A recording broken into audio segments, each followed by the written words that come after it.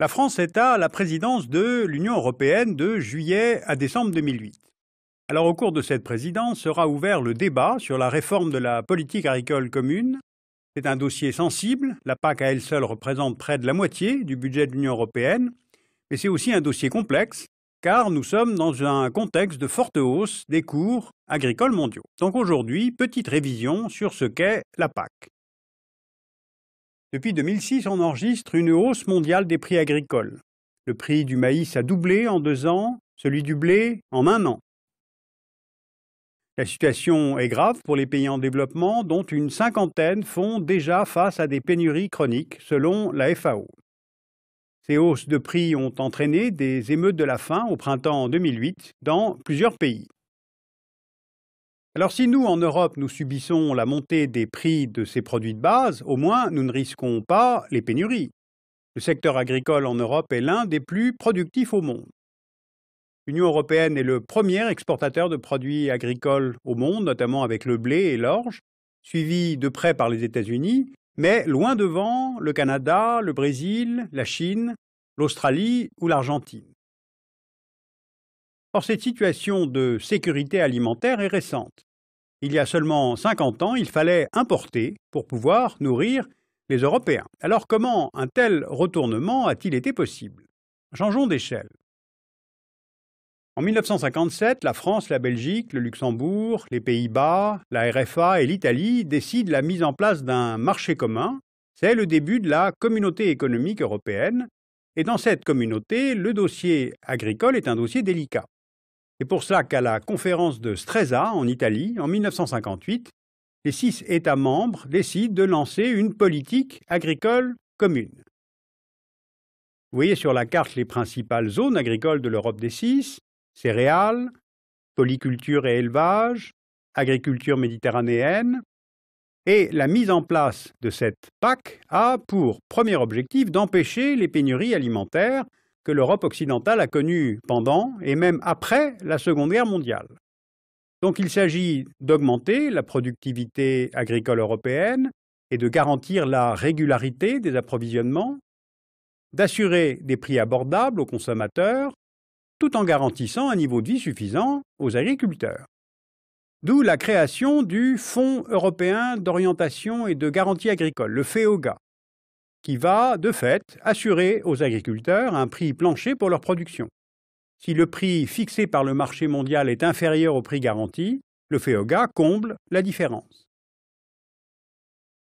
Les agriculteurs des 6 pays membres bénéficient en plus de subventions pour pouvoir acheter du matériel agricole neuf, des engrais et des pesticides pour améliorer les rendements, et enfin des aides financières pour favoriser la restructuration des exploitations. Il s'agit d'augmenter les rendements tout en réduisant le nombre d'exploitants. En France, il y avait 5,5 millions d'agriculteurs en 1950.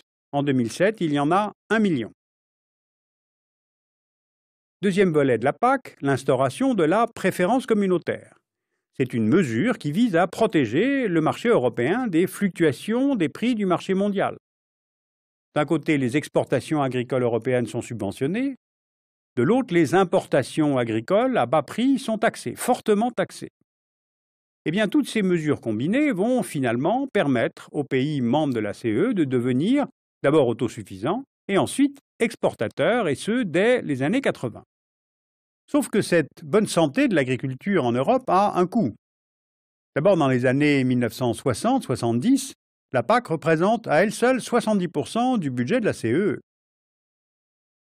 Et dans les années 80, on tombe dans la surproduction de céréales, de lait, de beurre, de viande, et la gestion de ces excédents entraîne des coûts élevés, et ce, au moment où l'industrie européenne est en crise et ne bénéficie pas d'aides similaires.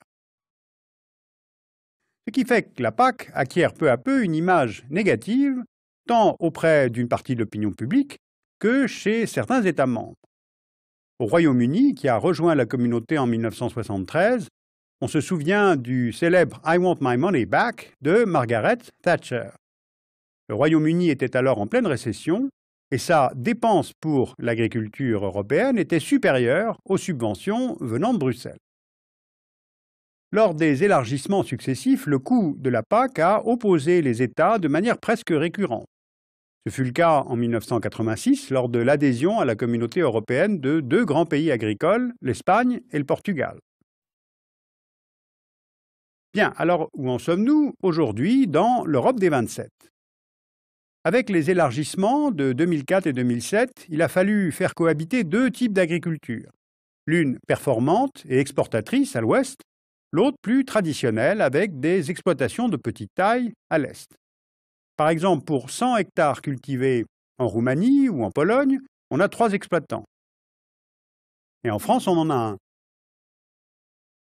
Ensuite, les écarts de revenus sont importants. Le revenu moyen d'un agriculteur polonais est de 3 700 € par an, alors qu'un agriculteur espagnol ou français perçoit en moyenne à peu près 20 000 € par an.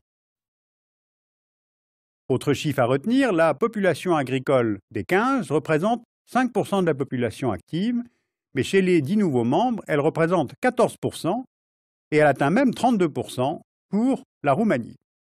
Alors cela explique les différences de ce qu'on appelle le taux de retour agricole par pays, c'est-à-dire l'écart entre la contribution versée par un État pour cofinancer la PAC et ce qu'il reçoit en retour pour sa propre agriculture. Par exemple, les Pays-Bas, la Belgique, l'Allemagne, le Royaume-Uni contribuent plus au budget de la PAC qu'ils ne reçoivent de subventions. Donc ils se plaignent des dérives du budget de la PAC. Et évidemment, ils se heurtent aux pays qui, eux, se trouvent avantagés. La France est souvent considérée comme le plus grand bénéficiaire de la PAC avec un taux de retour de 6%. Eh bien, c'est faux. L'Irlande, la Lituanie ou la Grèce ont un taux de retour qui dépasse les 120%. Et puis enfin, il y a l'échelle internationale, où là aussi la PAC est remise en cause. Depuis plusieurs années, l'OMC dénonce bien logiquement préférences communautaires, barrières tarifaires et autres subventions aux exportations agricoles qui vont à l'encontre de la libéralisation des marchés prônée par l'OMC et dont les membres de l'Union européenne sont d'ailleurs eux aussi signataires. Ces subventions sont dénoncées par le groupe de Cairns, qui regroupe certains grands producteurs agricoles, dont l'Argentine, l'Australie, la Nouvelle-Zélande, et maintenant par les pays en développement menés par le Brésil, l'Inde et la Chine. Et de plus, pour un grand nombre de pays en développement, notamment sur le continent africain, impossible de rendre leurs exportations agricoles concurrentielles, car les exploitants privés ne peuvent être subventionnés par ces États africains, et donc ils restent soumis à la fluctuation des prix du marché, ce qui ne fait que renforcer leur fragilité. Et bien contre cette PAC, les critiques s'additionnent, de la part de certains pays membres, de la part des exportateurs des pays en développement et de la part des pays signataires des accords OMC. Bruxelles a donc introduit des réformes depuis une dizaine d'années en réduisant les taxes sur les importations, en réduisant les subventions à l'exportation, en mettant en place les jachères pour réduire les stocks.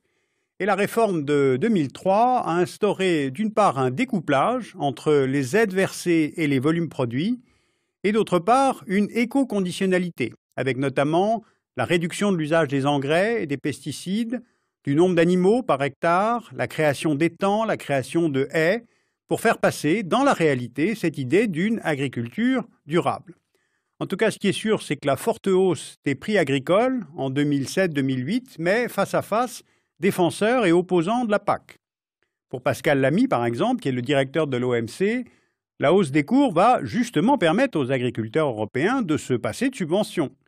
Mais pour les défenseurs de la PAC, comme la France, la situation de crise alimentaire montre bien que les agriculteurs doivent continuer à être protégés dans un secteur clé. En tout cas, le débat est lancé, la réforme de la PAC sera appliquée en 2014. L'agriculture européenne devra à la fois être plus productive, beaucoup plus respectueuse de l'environnement et moins coûteuse pour le budget de l'Union. Sur ce dossier européen, 2 ouvrages à la documentation française, l'un sur la PAC, une politique en mutation, et l'autre sur les enjeux de la présidence française de l'Union européenne. La revue Alternative Internationale publie tout un dossier sur l'agriculture. Et puis nous avons un livre en langue allemande sur les perspectives européennes dont vous trouverez toutes les références sur notre site arte.tv.